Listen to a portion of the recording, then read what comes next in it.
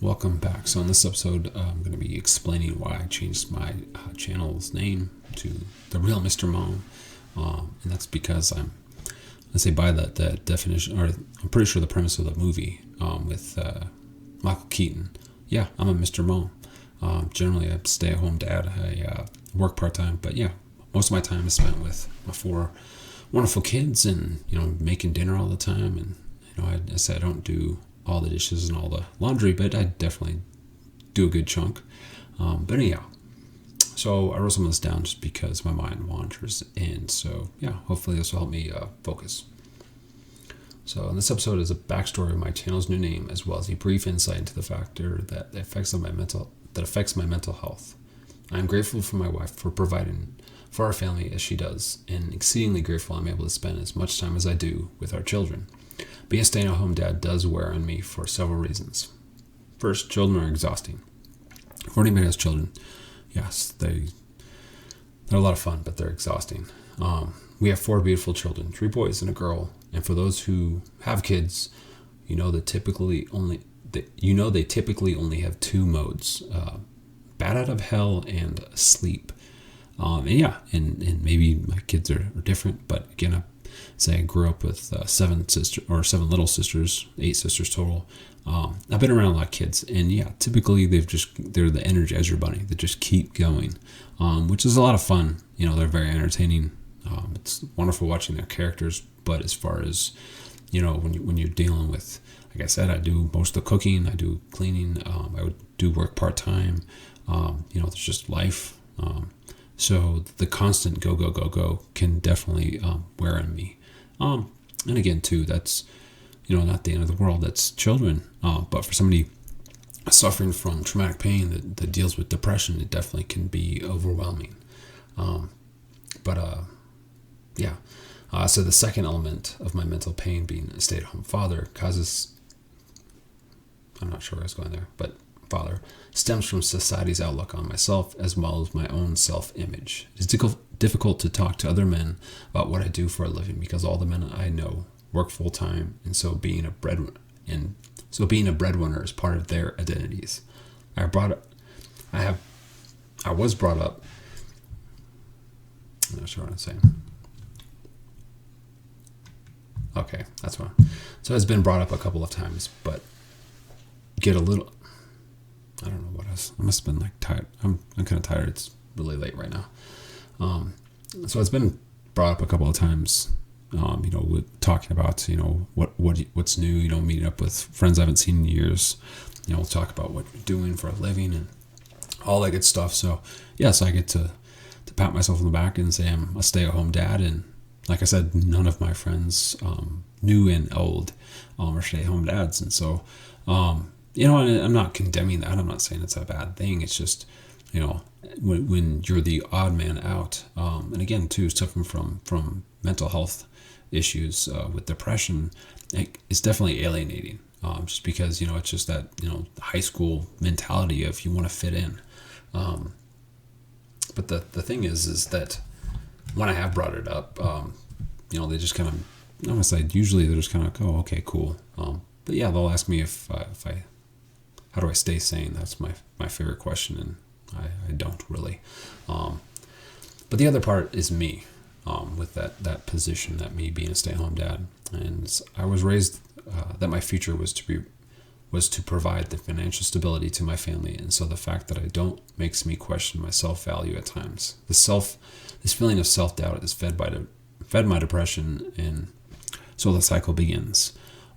It's just one of those things where, again, I'm not belittling this, stay-at-home parent. That's one of the things that I've certainly been able to relate to some stay-at-home moms, is just how frustrating it can be. Just to kind of summarize, like I said, the craziness, and again, just I'm gonna say the daily routine of dealing with kids on a full-time basis is, I try to explain it like if you're a framer for a house, or just whatever you do, if you're you have a white collar job and you do a bunch of paperwork or whatever, just imagine, this is the equivalent, I would say, of staying at home parent, is imagine that you're framing a house and you finish it, and the next day you have to do it again because all your coworkers tore everything down that you did.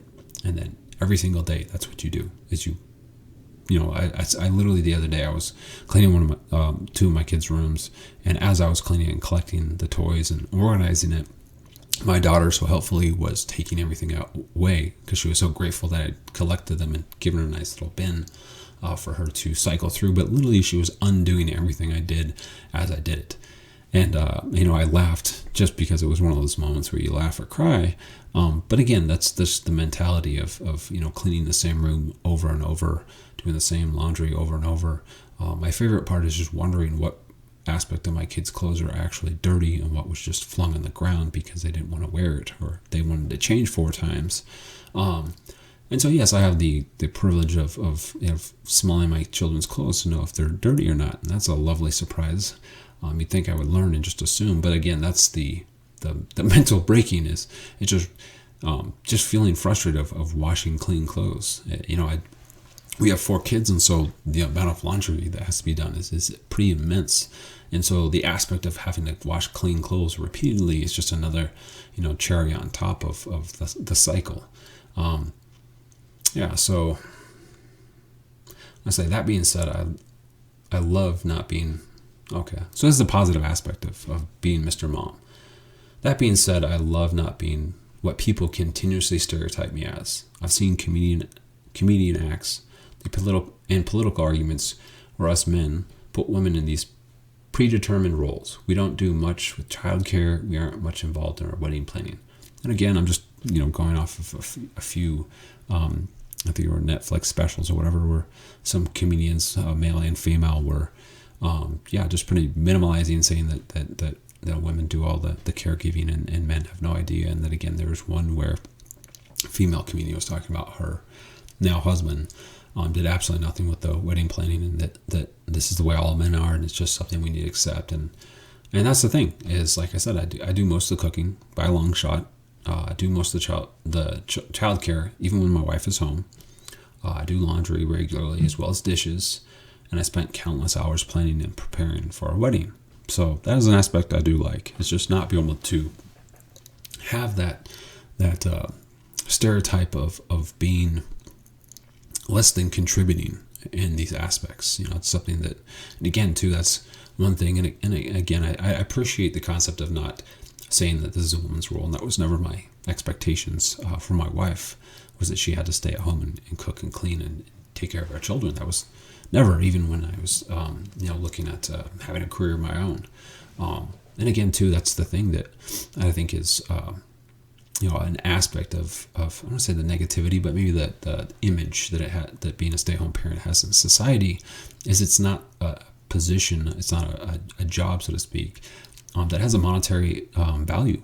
It's just one of those things where it's, like I said, mentally it's exceedingly difficult. It's, I say one of my favorite comedians is Bill Burr, and he made a comment, or had a stand-up bit about how he was making fun of Oprah, I think, for saying it was the most difficult job in the world, which it's not, but it's certainly one of the most difficult mentally. Like I said, just it's just the constant go, the constant redoing everything you already did, the constant.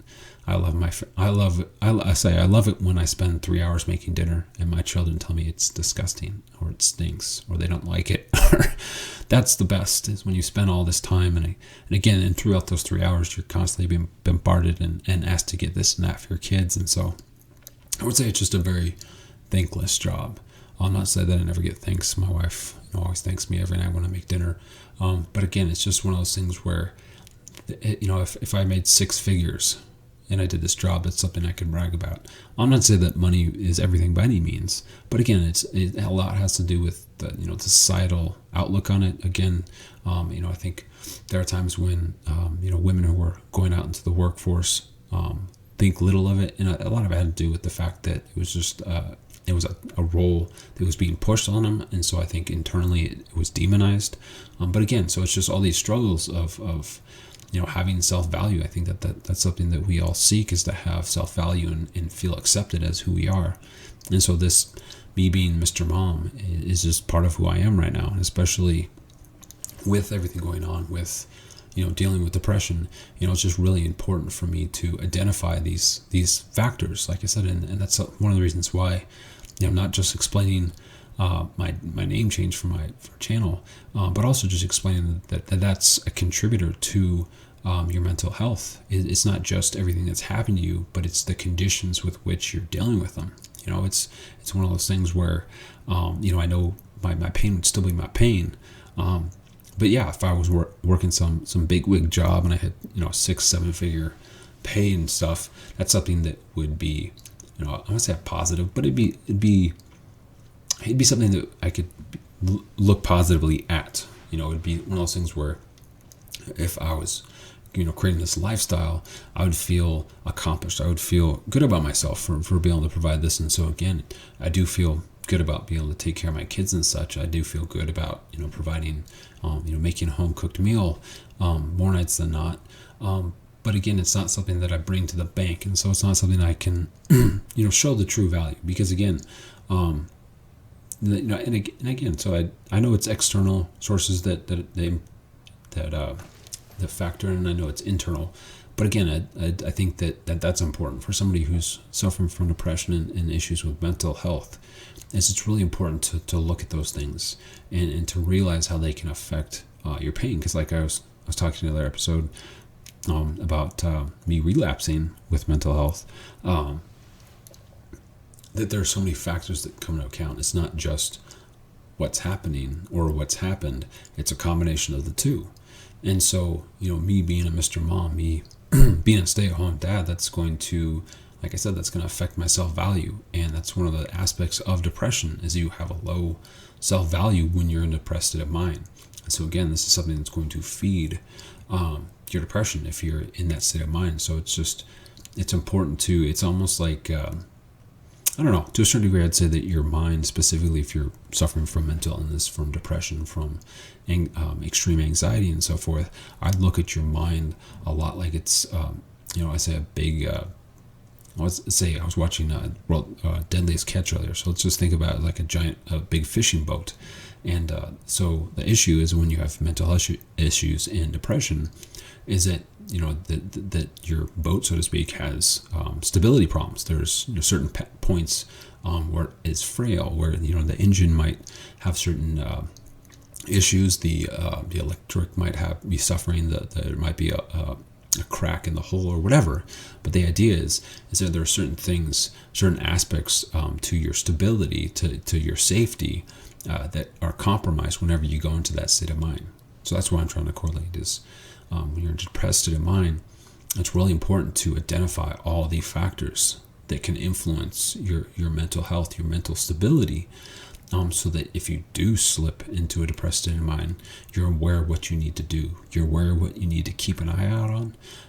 And again, too, for those around people who are suffering from depression, it's really important for them to know that if something's going on, like for example, if I was meeting, with the Twinless Twins organization again, and I say digging up that pain, it's really important for me to communicate to my wife that I'm doing that and that it can have a negative effect on me, so that we're preparing for the storm that's coming rather than simply reacting to it. Because a lot of times that's what happens when you're dealing with mental health. And mental health issues, like I said, is that the person suffering from the depression is going to be silent a lot of times when these things happen. Not to say that they're going to be silent completely, but they're going to be silent about their pain, about what's really eating at them.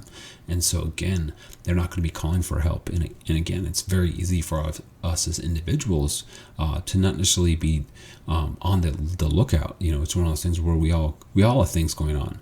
And so if you have a loved one who's suffering from depression, it's really easy to just not see it, especially if they're not talking about it, especially if instinctually they're hiding it. Again, they might be getting upset, but they're not saying, "Oh, my pain of losing this loved one. Something happened the other day and it triggered it, and so I just started feeling." They're not going to go into that state of mind. They're just going to be, a lot of times they're going to be snippy. They're going to be on edge, And so again, it's just important to think about how your pain affects you and how your loved one's pain affects them in regards to what they do for a living, how work's going, their relationship with their friends and their family. All these things are contributors to their mental health and stability. And so if something starts going sideways. It's unless it's addressed, unless it's worked out and resolved, it's just going to be one of the many things building up that's going to tip them over mentally, so to speak. And so again, it's important to keep a lookout out. Again, as I've said, pretty tired. It's like almost 2:30 in the morning. But again, this is, I'm trying to get remotivated to making episodes on a regular basis again, and so I'm just kind of doing it when I can. But yes, let's see. What am I going to talk about next? I don't want to get... Honestly, I think off the top of my head, next thing I'm talking about is elections. And before people freak out and click no, so I'm going to talk about how it's going to affect people's mental health. Either which way, whoever wins, it's going to affect people's mental health. There's a depression storm coming, and I think we need to get prepared. But as always, good luck and good night.